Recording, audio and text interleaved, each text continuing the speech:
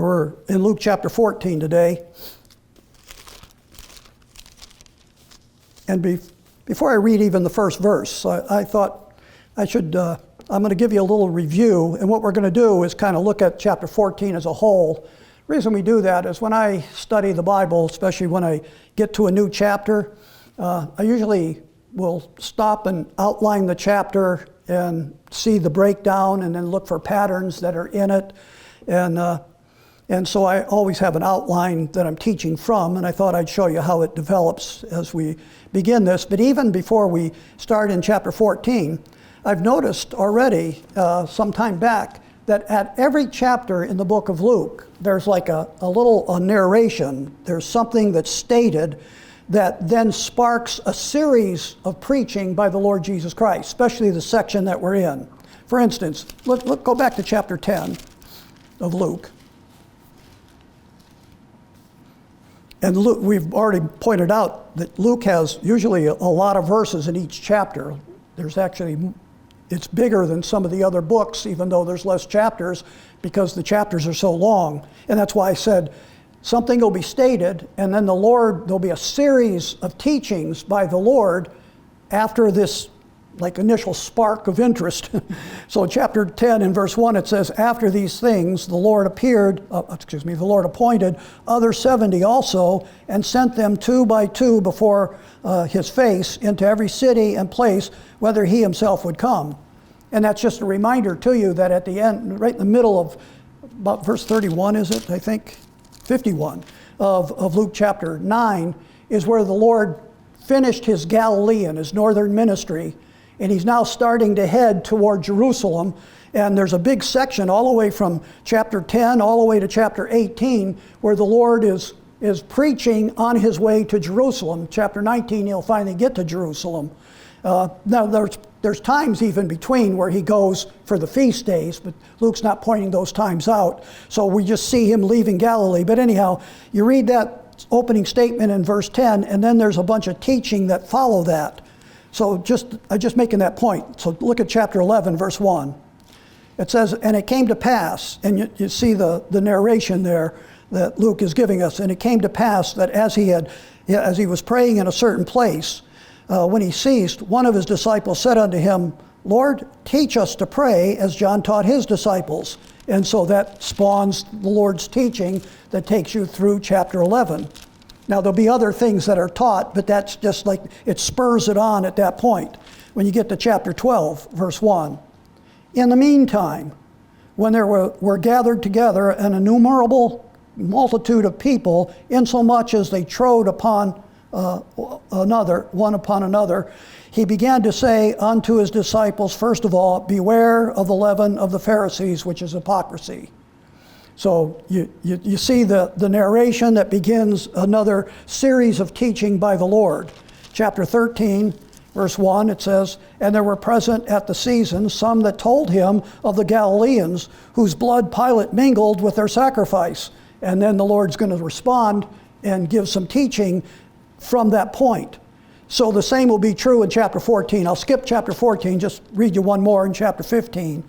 It says in verse 15, chapter 15, verse 1, then drew near unto him all the publicans and sinners for to hear him. And then you can see there's a whole bunch of teaching he's going to give them at that point.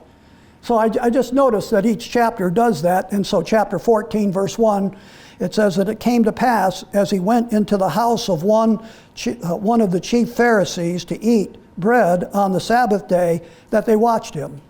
Now we'll get into that in just a minute, but I just wanted to point out to you how that's going to spur other things. Now the outline, when I look at chapter 14 and I see an outline, I actually outline chapter 14 on 3 major events. But in each one of those events, there is a confrontation. And the way it works out is there's 3 major events. Let me first point them out to you. First, we had verse 1 that I just read, where he's in the house of a Pharisee, and there's going to be a lesson there about the Sabbath day. So then the next section starts in verse 7, where it says, and he put forth a parable unto those that were bidden, when he marked how that they chose out the chief rooms, saying unto them, and now he's going to teach some things there, but that brings that next lesson. He's actually going to teach 3 lessons concerning feasts. Everyone, he's going to teach 3 different things concerning feasts in this section that runs from verse 7 all the way down to verse 24. And then when you get to verse 25, and this is the 3rd section, it says, and there went great multitudes with him, and he turned and said unto them, and now he's going to teach a great multitude of people, and then the lessons that he has for them is they're going to have to make a decision of faith, and he's going to talk to them about the choice of faith. And that last section, I don't want to get into it, because when you read the gospel records, I don't know how people can possibly not see the difference between the gospel of the kingdom and the gospel of the grace of God. And if you haven't seen stark differences later on today, because it'll be a couple weeks or next week before we get to it, read on your own verses 29 through 25 through at least 33. Finish the chapter with it. And you realize when the Lord talks to them about faith and the lessons that he has about their choice of faith, what it's going to cost them. And when you talk about grace, what does it cost you in grace? For by grace are you saved through faith, and not of yourself. It's the gift of God, not of works, lest any man should boast. Yeah, I'm thinking of all the different gospel verses that are in Paul's epistles, and when I read this section of Luke, I'm thinking, man alive, they're nowhere close to being the same lessons. And but that's why I didn't read the verses, because I don't want to preach on those right now, just that you can see that. Now, when I said those are the 3 sections, so the Pharisee's house, they're bidden to a feast, and then there's lessons that he's going to give concerning that, and then he turns to the multitude and gives them lessons. Now, in each one of those sections, there's a confrontation. In fact, in the first section, there's a confrontation with the Pharisees there, which I just call it the confrontation with religious hypocrisy. In the last section there's a confrontation, those contemplating faith. And so he's going to confront them concerning that decision of faith. In the middle section here, when you talk about the feast, there's 3 different feast days. So in that section, there's 3 different confrontations. There's a confrontation concerning prideful, what I called it, prideful narcissism. And in fact, I can point these out. First of all, let's look at verse 5. The first confrontation is a confrontation concerning religious hypocrisy. So in verse 5, just get a little ahead of ourselves, it says, he answered them saying, which of you all have an ass or an ox fall into a ditch, and will not straightway pull him out on the Sabbath day? So he's dealing with their hypocrisy, and he's confronting them with that. And certainly when he says, who of you? Every one of them would do this. And we'll talk about that when we read the verses and go a little bit further. But when I say that in the next section, in verses 7 through 11, he's going to deal with the first initial feast. In fact, the feast might all be one feast, but there's 3 different breakups of it. And so there's a wedding feast here, and he confronts prideful, what I call Gnosticism, not Gnosticism, prideful, what's that word? Narcissism. What's the other word that the Galatians were into? That's close to it. Anyhow, don't go there. You get the idea that the people are all about themselves. Look at verse 8. When thou art bidden of any man to a wedding, and it says, sit not in the highest room, lest a more honorable man than thou be bidden of him. You already read in verse 7 that when they walked into the room, they chose to go to the highest room. Why? Everybody thinks so much of themselves. And so he's going to deal with that in that section. Narcissism. Yeah. Narcissism. What was I saying? Gnosticism. That's the Galatian thing. Narcissism. Okay. I might not have spelled it right where I didn't say it right. Narcissism. And then in verse 12 through 14, it's probably the same place. He just calls it a dinner at this point, but he's going to deal with, he's going to confront class elitism. And you can see that if you kind of just look at verse 12. It says, "Then said he unto him that bid him, When thou makest a dinner or a supper, call not thy friends or thy brethren, neither thy kinsmen, nor thy rich neighbors." So you realize, oh, okay, you're going to call people, it's the rich people you're going to call, lest they also bid thee again, and a recompense be made thee. So, he's dealing with that upper class, those that are close family members and the rich people. He's telling them why he shouldn't invite them, and we'll talk about that, of course, when we get there. But he's confronting them concerning class. I call it elitism. And then in verse 15 and all the way down to verse 24, he's going to confront them concerning contentment, apathy, actually. Unconcerned apathy. And I'm going to read a couple verses here. Look at verse 16. It says, "Then he said unto him, A certain man made a supper and bade many, and sent his servants at supper time to say unto them that were bidden, Come, all things are now ready. And they all, with one consent, began to make excuse. The first said," and so forth. We don't have to read any more. So you see there's an invitation, and there's going to be excuses of why they're going to turn down the invitation. And so the people they're not concerned about what's going on. They're apathetic about all this, and the Lord's going to confront them concerning that. And then when you get to that last section, verses 25 through 35 there, when he deals with the multitude, he's going to confront those contemplating faith. And you can see the problem if you look in verse 26. It says, "If a man come to me and hate not his father and mother and wife and children and brethren and sister, yea, and his own self also." So you get people that are kind of stuck on themselves, and there's a decision that they have to make concerning the Lord and concerning the gospel of the kingdom. When you read a verse like that and you see the Lord say, don't invite your kinfolk and don't invite the rich friends, and then over here, if you got to hate your father, mother, sister, brother. Aren't you glad you're not teaching Luke chapter 14? Long time ago reading through that, I thought, what in the world?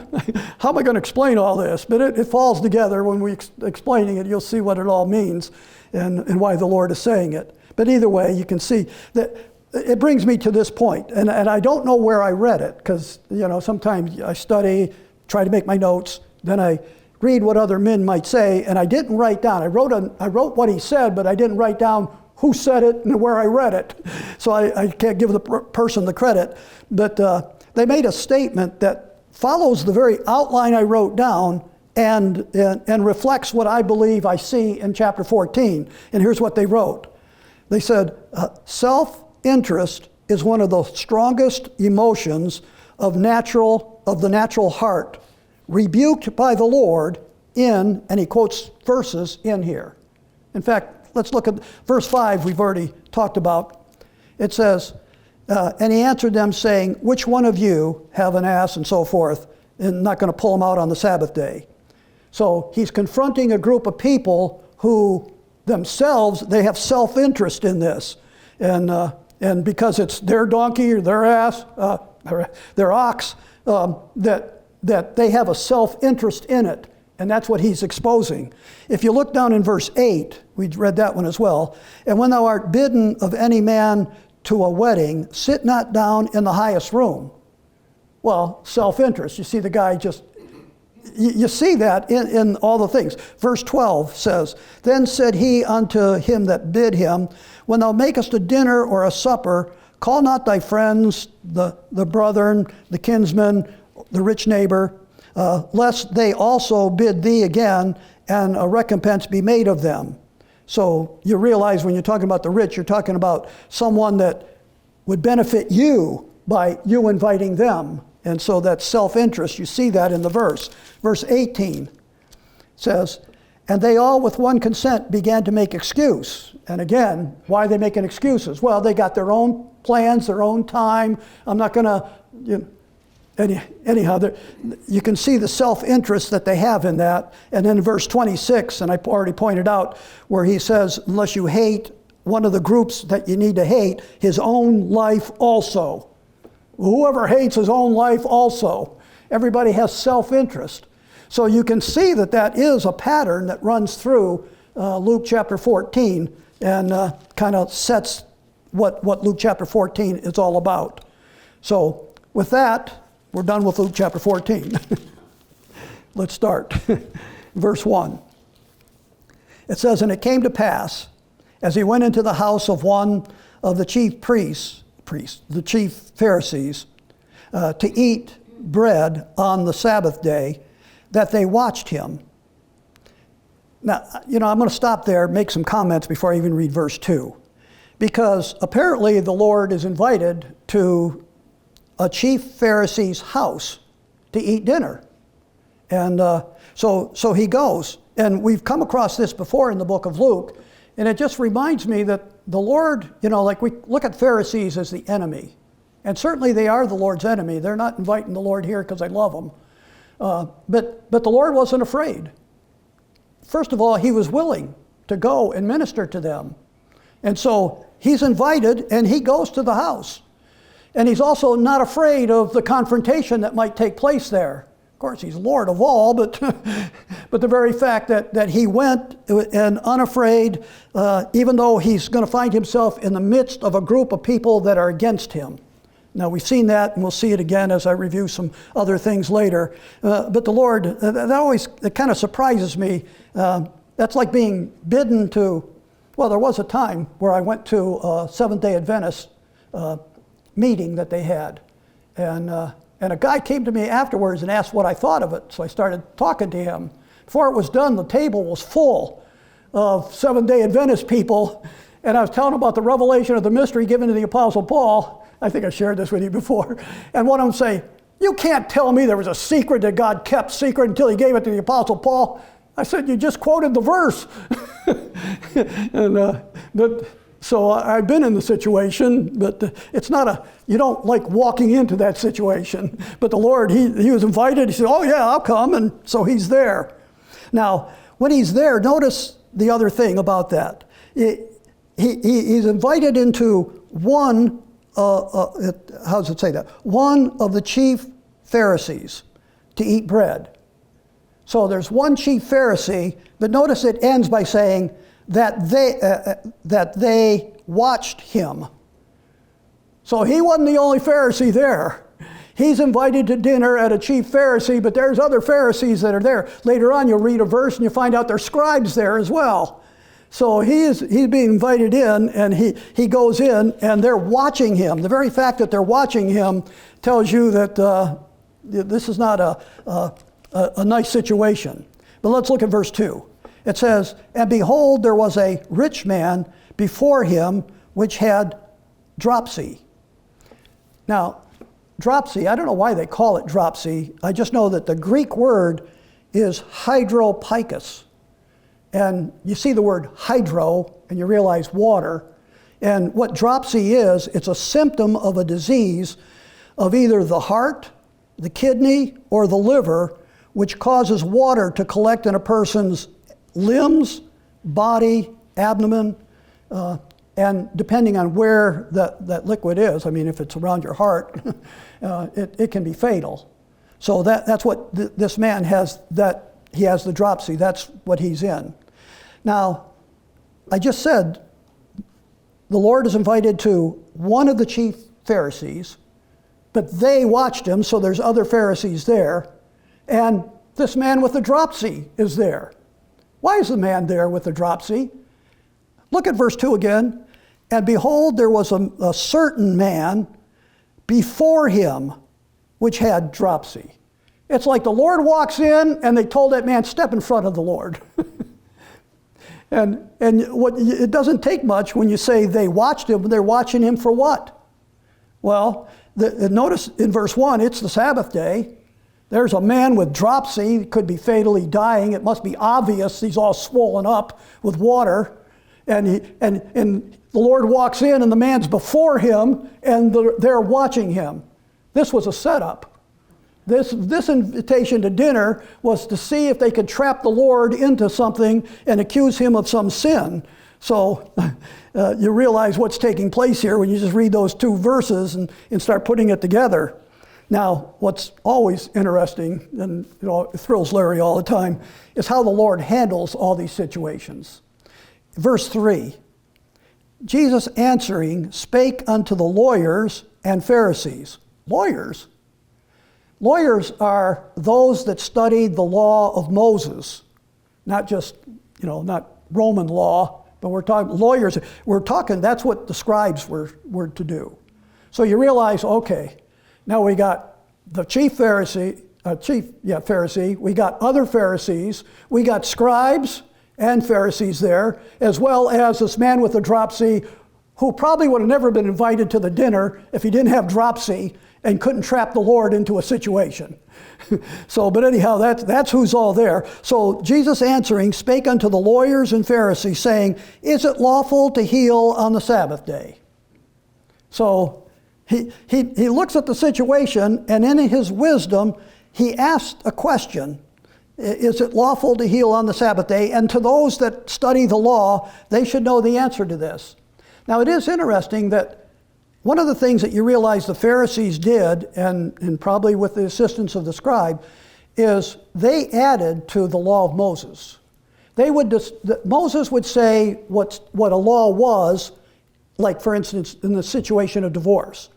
And then they would list under that what is acceptable and what's not acceptable, and they added to God's laws. There's the commandments and tradition of men, as the Lord condemns that. So when Jesus Christ asked the question there, I wonder if any of the Sadducees or the lawyers there, the scribes, ever sat down and tried to say, well, I never thought about healing. I mean, they didn't heal anybody themselves. So is it lawful to heal on the Sabbath day? Did they work that one out? So he put something forth for them to think about. And as we said, this isn't the first time that's happened. Come back with me. Hold your place here. Come back to Luke chapter 6. And it's not so much a review. I want you to see the Lord's answer each time this situation comes up. Luke chapter 6 and verse 2. And I'm not going to repeat the stories. In verse 2 it says, and certain of the Pharisees said unto him, why do ye that which is not lawful to do on the Sabbath days? And what they did is they picked ears of corn as they walked through a field, which they are allowed to do. And they warmed them with their hands. We've been through that situation already. So they're looking to the Lord, and they're actually accusing him of breaking the Sabbath day. When it all ends, look at verse 5. And he said unto them that the Son of Man is Lord also of the Sabbath. You're asking me, you're telling me what the laws of the Sabbath are? I'm Lord of the Sabbath. He put them in their spot real fast. Now look at verse 6. And it came to pass, so this is another situation. And it came to pass also on another Sabbath that he entered into the synagogue and taught, and there was a man whose right hand was withered. Well, you know what the situation is going to be there. They're going to watch him to see if he's going to heal on the Sabbath day. Look at verse 9. Then Jesus said unto them, I will ask you one thing. Is it lawful on the Sabbath day to do good or to do evil? To save life or destroy it? He asks a different question each time, but it's surely a trapping question. And so they don't know how to answer the question there. And then down in verse 11, and he went ahead and they couldn't answer it. So he told the man, stretch out your hand. He heals them. In verse 11 it says, and they were filled with madness and communed one with another what they might do to Jesus. So they can't answer his question. So he does good on the Sabbath day, and they go nuts over it. But he got the best of them there. Now the next time is Luke chapter 13, where we just finished studying. Luke chapter 13. You'll recall this when I read the verse.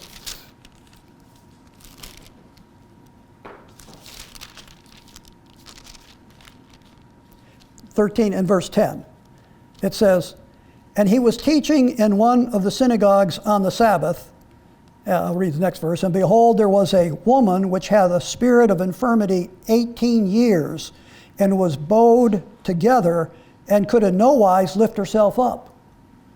So here's a lady that was bent in half for 18 years. Down in verse 14. So the Lord healed her. That's what takes place. But look at verse 14. "And the ruler of the synagogue answered with indignation, because that Jesus had healed on the Sabbath day, and said unto the people, There are 6 days in which men ought to work. In them, therefore, come and be healed, and not on the Sabbath day. The Lord then answered him and said, Thou hypocrite, does not each one of you on the Sabbath loose his ox or his ass from the stall and lead them away to watering? You're worried about a donkey and an ox, make sure they're watered, but you care nothing about this lady bent over for 18 years, and you care nothing about her. No wonder the Lord called him a hypocrite. So they're watching this Sabbath. You would think they learned their lesson by this time, don't you? Now, he was, like in chapter 6, he's up in Galilee. Now he's left Galilee, he's in another section. But I think his reputation has followed him. And the reason I say that, we're back to chapter 14. He asked the question, is it lawful to heal on the Sabbath day? Look at verse 4. "And they held their peace. And he took him and healed him and let him go." So when he asked them, is it lawful to heal on the Sabbath day, they finally learned somewhat of a lesson. You can't win on this arguing with this guy. So they don't argue at all. They don't say, yes, you can, no, you can't. We know what they're thinking, but they kept their mouth shut this time because they just can't win when they're dealing with the law. But he knows their thoughts. Their thoughts is, no, it is not. You can't heal on the Sabbath day. Remember before we talked about when he healed on the Sabbath day, when the man with indignation says, you got 6 other days you can work, but not on the Sabbath day. Did the Lord work? It says, and he took him and healed him and let him go.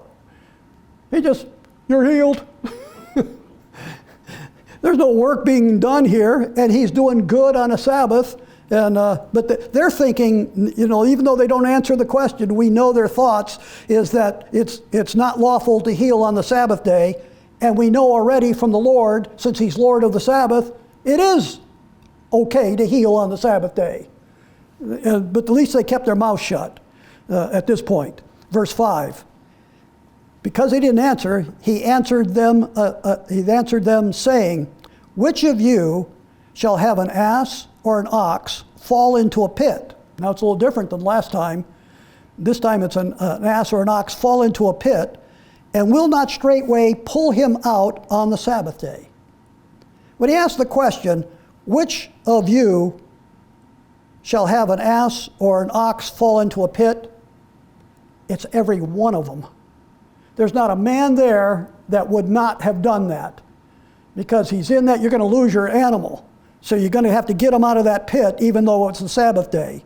So when he says, which of you, the reason they're not going to answer him again, because they'd have to say, I would, but they're not about to admit that. So who wouldn't pull him out on the Sabbath day? Verse 6 again says, and they could not answer him again to these things. That is because they care more for a donkey and for an ox than they did to this man with the dropsy, just like in the other situation. The Lord just exposes them. What's interesting in verse 6, it doesn't say they would not answer him.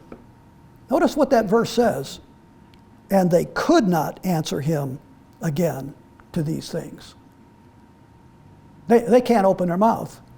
I mean, he's got their mouth just shut. There's no way they can get, if they try to open their mouth in any way to excuse themselves in this situation, there's no way they could answer this. So it's not that they would not, they could not answer him in that situation. So that's the first confrontation there, and that is that religious hypocrisy of the Pharisees. Now, we're going to move on into that second section, but we're not going to go too far into it. As I told you, in verses 7 through 24, we could call it one feast that's there, but it's broken up into 3 sections, and it's given a different name in each section, although I think it's a continuation. And so I've actually given a different name to each one of the 3 feasts. So first, let's get used to the 3 feasts and the name. In verse 7, it says, "And he put forth a parable to those that were bidden, when he marked how they chose out the chief rooms, saying unto them, When thou art bidden unto any man, bidden of any man to a wedding, sit not down in the highest room, lest a more honorable man than thou be bidden of him." And so the point is in the verse, notice that it says, verse 8, "When thou art bidden of any man to a wedding." So this is a wedding feast. And so he's going to deal with the wedding feast. Now when you get down to verse 12, it says, Then said he also to him that bade him. So he's first going to talk to the guests. Now he's going to talk to the man that's running the feast. But he doesn't call it the wedding feast here. When he turns to that man, he says, when thou makest a dinner, so it's like a different dinner, not this wedding dinner, but when thou makest a dinner or a supper, call not thy friends, and so we've read the verse enough times. So you realize when you're reading that verse that now we're talking about just inviting someone to a dinner or to a supper, that don't invite those friends, invite the poor, and so he's going to deal with them concerning that. And so I just called it the dinner feast. And you'll see here, come over to verse 15, and we'll talk later about how verse 15 connects to verse 16. But it says in verse 15, "And when one of them that sat at meat with him heard these things, he said unto him, Blessed is he that shall eat bread in the kingdom of God. Then said he unto him, A certain man made a great supper and bade many." Now notice it's called a great supper here. And it's a different supper, but the man is at the same, they're all at the wedding supper, but they're talking about other suppers as well. So there's really, I just called it 3 different suppers, because at each one there's 3 different confrontations, 3 different lessons that the Lord is going to teach in each one of those situations. So we'll just take the first one today. The wedding feast. Starting again in verse 7, he's noticed, it's again verse 7, just to kind of follow the verses, "And he put forth a parable to those which were bidden, when he marked how they chose out the chief rooms, saying unto them." Now that tells you that bidden means to be invited. And the Lord is there. So he's been invited, and so, a lot of times we talk about the wedding of Cana of Galilee and how he was invited there, but here he's invited to a wedding feast, and as he's invited to the wedding feast, he's watching what people are doing, and that's why I said it's going to be a lesson in social behavior. He sees the people choosing out the highest seats to sit in, and he's going to give them a lesson that they should learn. And he's going to teach them about taking a place of humility. Verse 8 again, it says, "When thou art bidden of any man to a wedding, sit not down in the highest room, lest a more honorable man than thou be bidden of him." That is, of the man running the dinner feast, of the wedding feast. You walk in, you take a high seat, but someone more honorable you walks in, and so verse 9, "And he bid thee of him come and say unto thee, Give this man place, and thou being with shame to take the lowest room, lowest room. But when thou art bidden, go and sit down in the lowest room, and when he that bade thee cometh, he may say unto thee, Friend, go up hither. Then thou shalt have worship in the presence of him that sat at meat with thee, of them that sat at meat with thee." So you realize what he's saying is take a humble place. you go in, how many, when you go to a wedding and you go to the reception, how many try to choose a seat real close to where the wedding party's going to sit? Now, it's just natural for me to move way away from that. I don't want to be close to any of that, because that's the closest family. Those are places of honor. And so you can almost read this and put yourself how you should do that. How someone would just take it upon themselves. Yeah, I think I'll go up and sit right next to the people that are at places of honor. Well, the Lord has given them some social behavior. He's really, and what I said to you before, he's confronting the prideful people. And the prideful people, the self people, the narcissist, would think, oh, I'm important, I need to go sit in this seat. And he's telling them not to do that. Well, you realize who the narcissists are, don't you? They're the scribes and the Pharisees.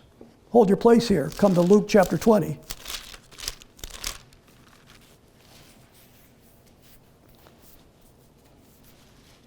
Verse 46. It says, beware of scribes. And by the way, if I read this in Matthew and Mark, it would say scribes and Pharisees.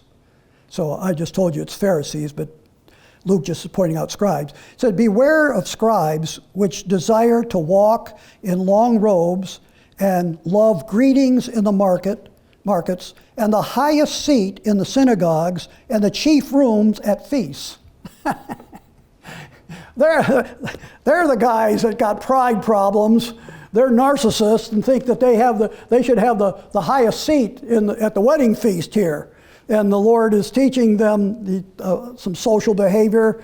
He's confronting them concerning their pride and the things that take place there. And then the situation is very obvious that if you take a place in a lower, like if the room is crowded and they have a side room, go in the side room, sit down, and when the man running the wedding feast walks in and sees you, you're so important, he sees you sitting in a humble place, that he would come to you and say, oh, why are you sitting here? Come and sit in the high room. When you would get up, everyone would look at you as if, boy, you're important. That's where it says you would have the worship. You would have, the idea of worship there is the honor. You would have praise, but that would be a synonym. But you would see, the people would see, oh, you're an honored person because you got moved from down here with us peons to a higher place. So he's telling them that would be the way to do that. And, didn't say it, but if the man walks in and sees you there and doesn't invite you to the higher place, at least you didn't make a fool of yourself. Anyhow, so the Lord gives them that instruction. And it ends in verse 11. It says, for whosoever exalteth himself shall be abased, and he that humbleth himself shall be exalted. Now that's a good place to close. Because there is a wedding feast that's going to take place at the second coming of the Lord Jesus Christ. And there are people who think they have a place near the Lord because they've been such great preachers and wonderful. Now, I don't want to mix it with the age of grace. It's Israel's kingdom program that wedding feast is going to take place. And there's some people that think they're going to be at the high place. Maybe they better sit at a lower place and let the Lord say, oh, come. And you can see the rewards that the Lord will acknowledge those who have rightful positions in his kingdom. So it's certainly a lesson concerning the gospel of the kingdom to the nation of Israel. But it's also a lesson for us as well concerning, we're all going to stand at the judgment seat of Christ as believers. So we're dealing with believers. And at the judgment seat of Christ, we're going to be given rewards or loss of rewards. And I can imagine, I told you when we were a couple weeks back, I think the number one worst sin among preachers is pride. Paul warns about it in 1 Timothy chapter 3. And I've seen enough of it that I realize, man, there's so much pride in ministry and ministers. So that at the judgment seat of Christ, I can see a bunch of ministers walking up next to the Lord thinking, okay, where's my place? Right hand or left hand, right here with you. where maybe if you learn the lesson here, I think I'll just sit in the back row here, and if the Lord calls me up, well, that'd be great. If not, at least I didn't make a fool of myself. So, but that is the truth. Verse 11. And whosoever shall exalt himself, see, self-interest, shall be abased. And he that humbleth himself shall be exalted. We've already learned where the Lord warned about the service, that he that is servant to all is going to have the greatest reward. And so we see the lesson being taught in being invited to the wedding feast. 2 other feasts, and then that last section, we'll start on it next week.